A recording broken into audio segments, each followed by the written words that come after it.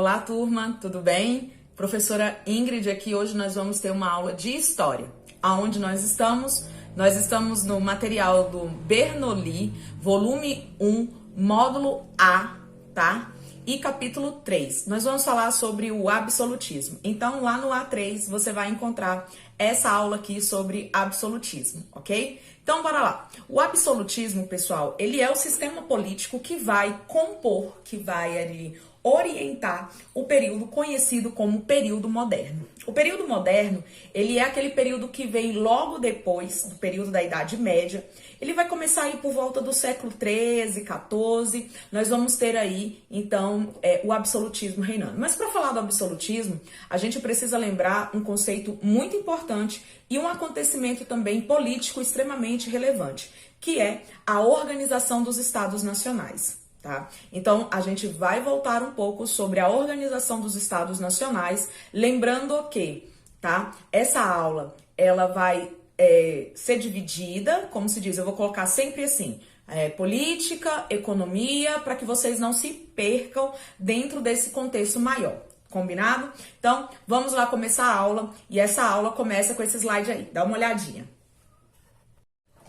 Então, nós vamos ter aí, ó, o contexto histórico da formação, seguido aí pela crise do século XIV.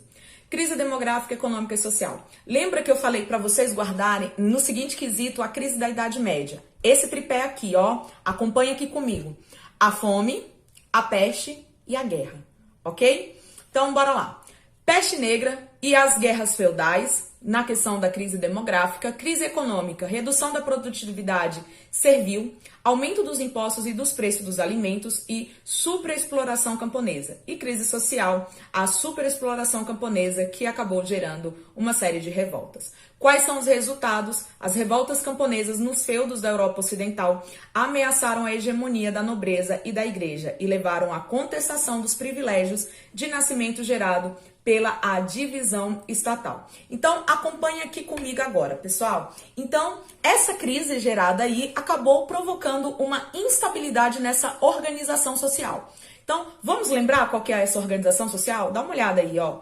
Nós temos ali no topo da pirâmide, né, aquilo que vai ser uma questão estamental. Na Idade Média, é lógico que o clero e a nobreza estão no topo e abaixo todos os servos, tá? O que é uma divisão estamental? É uma divisão, como vocês estão vendo aqui, ó, dividida em camadas, ok? Geralmente essas camadas, elas possuem uma imobilidade social. Então, nesse período, quem tem o poder? Quem tem terras, né? A Idade Média nos mostrou que quem tem o poder é quem possuía terras. Quanto maior a quantidade de terras, mais poder você tinha. Então, aquele que era o maior detentor de terras era o rei, que concedia à nobreza, a duques, né, barões, marqueses, esses pedaços de terras. Então, você é um nobre, um marquês, porque você tem um marquesado, que é esse pedaço de terra. Você é um duque porque você tem um ducado, que é outro pedaço de terra. Estão lembrados disso? Então, vamos seguir aqui, dá uma olhadinha aí de novo aí na tela. Vamos falar aqui, ó. Apesar das várias interpretações da divisão da sociedade feudal, o modelo apresentado posteriormente permite uma melhor compreensão da atuação de dois personagens fundamentais para a formação do Estado Nacional moderno absolutista. Quem são esses personagens, pessoal? Volta aqui comigo. O rei e aqueles que estão agora sendo chamados de burguesia. Por quê? A gente vai ter um florescimento do comércio. O comércio está voltando novamente. Ele acabou em todo o longo da história média? Não, ele não acabou. Mas ele ficou retraído. Ele ficou ali, como se diz, tímido, era pouco, não oferia grandes lucros, até porque a questão do cristianismo prega, né, você não ter a luxúria, a soberba, e a burguesia agora no finalzinho aí desse período aí do 14, eles estão começando a, como se diz assim, a vender a mais do que necessitava, né, a questão de simplesmente uma subsistência. Então você está começando a ter lucro, tá? Uma coisa que era condenada pela Igreja Católica. Guarda essa informação, que ela vai ser muito importante quando a gente for falar das reformas protestantes, tá? Então, nós temos ali o clero, nobreza, camponeses, artesão e a burguesia. Então, vamos falar aqui um pouquinho sobre a ascensão da burguesia, então, durante esse período. Lá na tela, comigo. O crescimento do comércio no final da Baixa Idade Média, a partir das Cruzadas, fortaleceu a burguesia. Sua demanda histórica nessa transição para a Idade Moderna estava associada à unificação monetária, fiscal, territorial e administrativa. Volta aqui comigo. O que é uma unificação? Toda vez que eu tinha que passar nesses pequenos lugares, nesses feudos, nesses ducados, nesses baronados, nesses marquesados, cada um tinha um sistema de circulação monetária. Então você imagina o quanto que era difícil toda vez que você passa ali, você ter que trocar aquele dinheiro, ter que refazer, ter que fazer uma taxa de câmbio. Então, essa unificação de uma única moeda em um território, ela acabou possibilitando uma facilidade nessa transição comercial. Não só isso também, como pagamento desses impostos, quanto a questão também administrativa, como era organizada. Então, está ficando mais fácil agora com as unificações. Volta lá na tela. A ascensão dos reis, figuras banalizadas na estrutura descentralizada do feudalismo, passaram nesse período de transição a projetarem a possibilidade de centralização do poder para suprir as carências da aristocracia senhorais dos feudos e a crise da igreja e as revoltas populares. O discurso teocêntrico perdia força do imaginário coletivo, daquilo que a gente vai chamar de terceiro estado, tá? Que são todos aqueles que não são nem o clero e nem a nobreza. Condutores imorais e abusos do poder do clero constava com graves crises sociais. Era preciso reprimir os levantes e rearranjar o discurso aí dessas autoridades. Então, a gente vai dar uma olhada aí em quais são algumas formas utilizadas do rei a partir de agora, para ele manter o poder. Na tela aí comigo. Nós vamos ter aí o quê? A aproximação com a burguesia, a ascensão de cargos à nobreza, a arrecadação centralizada de impostos e moedas nacionais, unificação de pesos e medidas, formação de exército permanente, normalmente composto de mercenários, expansão dos territórios nacionais através da guerra ou das colônias e organização político-administrativo centralizada. Observe nesse esquema aí as principais alianças do rei absolutista. Então nós temos aí o cargo, que é dado pelo rei para a nobreza. Ele coloca ali o poder local para que o rei tenha o controle. A burguesia paga os impostos ao rei e o rei devolve com elas com um monopólio, tá? O que é o monopólio? É o controle da venda de um produto. Então, aquela pessoa que recebe o mono, somente ele vai controlar aquele tipo de comércio ali que vai ser feito, ok? Então, um dos primeiros estados nacionais a se organizar que nós vamos ter será Portugal, ok? Portugal vai ser um dos primeiros a entrar aí. Então, vamos falar um pouquinho sobre Portugal. Na tela, o mapa aí de Portugal desse período.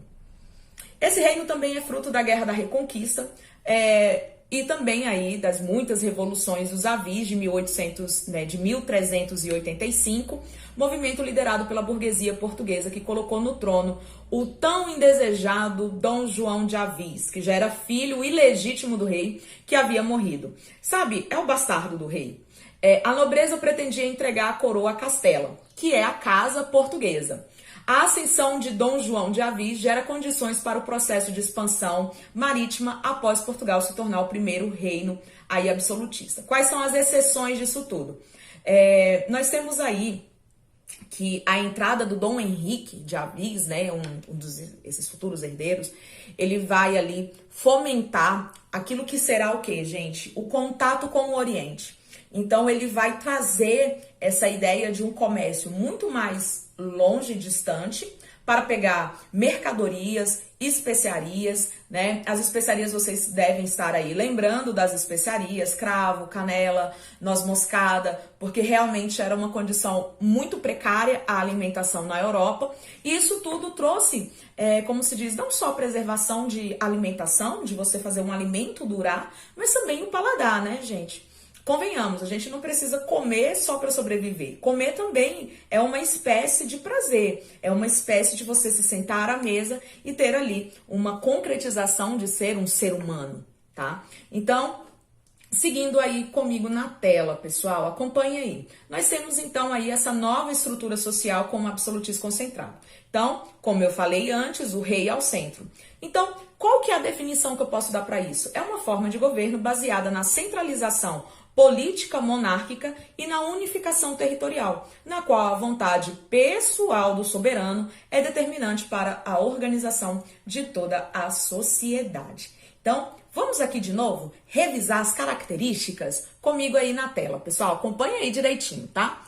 Centralização política, hereditariedade do poder, unidade monetária, a unidade fiscal, a unidade jurídica, a unidade territorial. Todas essas é a formação da burocracia estatal. Gente, o que é burocracia? A burocracia ela é uma ferramenta de administração.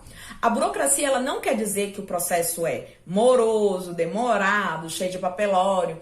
Isso daí é o desvio da burocracia, quando ela dá errado. Então a burocracia ela visa a impessoalidade, a legalidade, tá? A publicidade desses atos. A gente vai abordar mais sobre esse tema de burocracia lá nas aulas de sociologia com os grandes sociólogos aí, Max Weber, tá? A gente vai falar mais sobre ela lá. Então, vamos lá. Manutenção dos privilégios de nascimento, manutenção da sociedade estamental, formação das cortes, exército nacionais permanentes, economia mercantilista, tá? Todas essas aí, essas duas, a manutenção do privilégio e a manutenção da sociedade estamental, são caráter ainda e resquícios do feudalismo.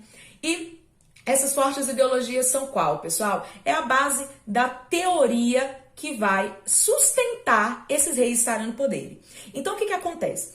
Para que esse rei ele consiga ficar ali naquele poder centralizado, ele precisa de algo que o segure ali. Então, por exemplo, por que o rei é o rei? A Igreja Católica, ela, como se diz assim, ela valida o rei ali. Através dos escritos sagrados, através da doutrina, ela valida o rei. Só que agora, quem está no controle central mesmo, de fato, é o rei. Então, quem vai autorizar isso para o rei? Esses teóricos, esses pensadores, esses intelectuais. Mais sobre eles vocês vão ver na parte 2 dessa aula, tá bom? Então, vamos seguir aí, a gente vai falar sobre Maquiavel, o Thomas Hobbes e o Jean Bodin e o Jacques Bossuet, tá? Vamos falar um pouquinho agora, pessoal, voltando a gente falar sobre, como se diz, os caráter da economia e da política sobre isso. Então, a parte dos teóricos na parte 2 desse vídeo. Vamos lá, na tela comigo, acompanha aí, pessoal. Economia mercantilista. O que é uma economia mercantilista? É essa troca pela acumulação de metais. Então, conceito e noções gerais, conjunto de medidas econômicas que garantiam a regulação do Estado nacionais absolutista, principalmente sobre as atividades praticadas pela burguesia durante a Idade Moderna. Lembrando, o que é um Estado absolutista? Todos aqueles que têm as características anteriormente abordadas. Através do mercantilismo, os estados nacionais garantiam os recursos para sustentarem as cortes, os exércitos e os privilégios de nascimento. Apesar do mercantilismo voltar-se para toda a atividade econômica dos estados nacionais absolutistas, sua maior incidência esteve nas atividades provenientes das colônias que futuramente serão aí, como se diz, exploradas. Tá? Quais são os princípios ou regras do mercantilismo? O metalismo, o colonialismo, o comercialismo, o intervencionismo, que é o protecionismo alfandegário, ou seja, esses estados nacionais protegem suas economias, colocando taxas de impostos e barreiras, tá? O monopólio ou pacto comercial, ou seja, a metrópole comercializa com a colônia e a colônia só comercializa com a metrópole. E a teoria da balança favorável, ou seja, aquilo que eu exporto com aquilo que eu importo tem que ser equilibrado. Nenhum pode se exceder, que senão eu tenho aí uma balança desfavorável dentro desse sistema. Então vamos aí a algumas observações gerais. A história do mercantilismo teve, assim como a história do absolutismo monárquico, muitas variações. O metalismo, bulionismo, por exemplo, lá em Portugal era conhecido assim. Então quando você ouvir falar em bulionismo, volte-se em Portugal. Foi a prática principal durante os séculos XVI e XVII, fazendo das potências coloniais ibéricas as mais ricas do período. As potências ibéricas eram Portugal e Espanha, tá? Atreladas ao metalismo, outras práticas comercialistas, como a venda de especiarias e o tráfico intercontinental de escravos, fazia parte das metas europeias por uma balança comercial favorável. Um dos maiores expoentes do comercialismo foi a Holanda. Desprovida de muitas colônias, buscou intermediar o máximo possível de relações comerciais para buscar benefícios econômicos naquele contexto histórico. Por volta do século XVII, o industrialismo passou a vigorar com ênfase maior na França. Então, quando falar de metalismo na França, nós vamos conhecer como coubetismo. E a Inglaterra? As monarquias passaram a priorizar a demanda interna, evitando as importações. Daí proveio o incentivo à produção de manufaturias, que na Inglaterra foi acentuado com a ascensão política da burguesia, culminando na primeira revolução industrial do planeta. Dá uma olhada nesse esquema didático aí que eu estou trazendo para vocês. Então, ao centro vocês vão ver o mercantilismo como meios e objetivos. Vamos lá, meios. Barreiras alfandegárias, estímulos à expansão marítima e colonial, aumento da população, incentivo às manufaturias nacionais. Quais são os objetivos?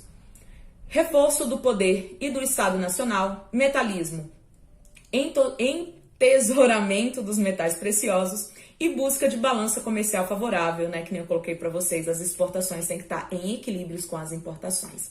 E sustentando todo esse mercantilismo, apoio aos negócios da burguesia, o Estado absolutista e o Estado sustentando aí os nobres e propagando-lhe poder e renda, tá? Vamos para alguns casos específicos que nós vamos ter aí nessa Europa. Vamos começar aqui falando da Inglaterra, tá?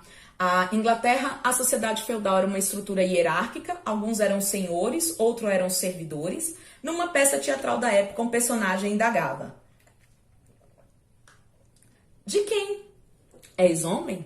Sou um servidor, porém não tenho senhor ou cavaleiro. Como pode ir isto? Retrucava o personagem. Então, aqui acaba mostrando assim, você precisa ter alguém que mande em você. Como assim você manda em você? Porque a Idade Média ensinou que a gente sempre estava naquela relação das obrigações. Lembra das obrigações e das relações servis? As relações servis, a sucerania e a vassalagem. Todo mundo tem um senhor. E quando você perguntava a um burguês quem era o seu senhor é o capital, né? É o capital. Então, bora lá. Do século XVI, a sociedade rural inglesa, até então relevante, relativamente estática, parada, estavam se desagregando. A importância aí do anglicanismo, tá? Dos chamados enclosures, que são essa agricultura produtiva cedidas, tá? E da ascensão da política aí da burguesia. A gente vai falar mais sobre a reforma protestante em um próximo vídeo, ok? Próxima aula.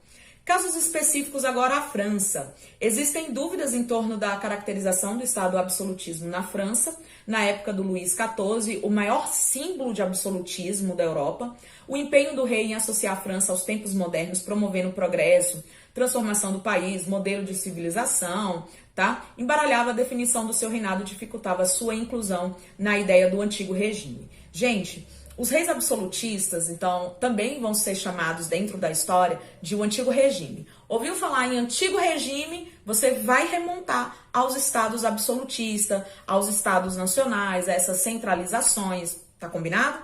Então, temos, professor, até hoje um exemplo de um último estado absolutista ou de antigo regime no mundo? Sim, temos. A rainha da Inglaterra, a Elizabeth II, tá? Ela é aí o exemplo do último estado de domínio absolutista que nós tivemos. Não que eles sejam absolutistas a esses moldes, não são. Mas ela vem dessa herança desse antigo regime. Então, com a morte da rainha Elizabeth II, nós teremos ali, de fato, como se diz assim, enterrado na história o antigo regime, tá? Tá passando para vocês aí a imagem do Palácio de Versalhes. Essas imagens são bastante icônicas, bastante, como se diz assim, expoentes do que o Luís queria demonstrar da França, tá? Então, vamos ver as tradições aí dessas autoridades, tá? No século XVIII, a 97, né, da população por cento francesa era do terceiro estado, 97% da população era do terceiro estado. A gente vai chegar lá que a queda da Bastilha é a queda do absolutismo. Bora lá, Portugal e Espanha. A expansão dos Estados Ibéricos no final do XV é o grande evento associado aos tempos modernos. Entretanto, para esse Estado, os resultados econômicos e políticos nem sempre representaram a sua entrada nesse novo tempo. Essa afirmação indica que, por mais ricos que Portugal e Espanha fossem, sua história não pertenceria à história da Europa moderna. Então, vocês vão ter aí as rotas marítimas portuguesas, as rotas marítimas espanholas, essa aula sobre expansão e grandes navegações nós já tivemos antes da dessa nossa, como se diz assim, né, enclausuramento. Então nós temos aí todos esses fatos marcando a história desse povo. Além disso, além dessas várias colônias que eles vão colocar, a forte influência católica, tá? A gente vai falar mais sobre isso quando nós estivermos falando de Brasil Colônia. Então, pessoal, assim se encerra essa primeira parte da aula, tá? E agora nós vamos para a segunda parte da aula no vídeo 2 sobre os teóricos do absolutismo. A gente já se encontra, até logo!